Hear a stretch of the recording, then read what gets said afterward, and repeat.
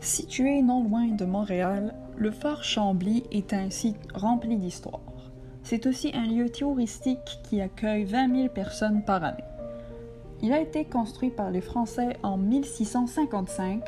Il ne s'appelait pas le fort Chambly, mais plutôt le fort Saint-Louis. Le fort que l'on connaît aujourd'hui n'avait pas toujours cette apparence. Au début, ce n'était qu'un fort en bois avec une seule porte. Il y avait bien sûr des établissements de repos pour les soldats. Le fort fut construit au bord de la rivière Richelieu, ce qui lui permit de faire partie d'un réseau de 5 forts de cette même rivière. En 1690, la première version du fort commençait à vieillir et on bâtit un deuxième fort pour remplacer la première version. Le fort fut utilisé lors d'expéditions.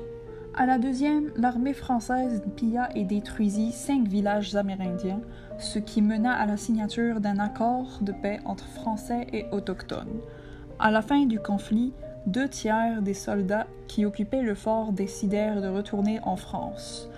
Le 1/3 restant occupa le fort jusqu'en 1674, après quoi le fort fut abandonné.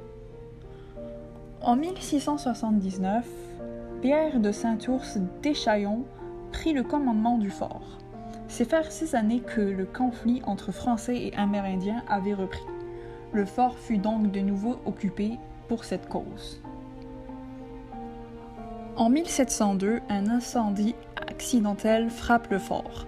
Ce sont donc les soldats qui le rebâtirent, toujours en bois. En 1709, les Britanniques s'étaient ajoutés à la liste d'ennemis des Français. Pour faire face à ces potentielles attaques, le gouverneur Philippe de Rigaud de Vaudreuil fit construire une muraille de pierre à la place des murs en bois. Le projet se finit en 1711. Le 4 septembre 1760 marqua un tournant décisif pour le fort Chambly. 1000 soldats britanniques commandés par le colonel Derby décident de mener l'attaque. Les soldats capturent femmes et enfants pour les utiliser autant que boucliers humains. Le commandant français Paul-Louis Dasmor de Lusignan tente de négocier avec le colonel Derby, mais en vain.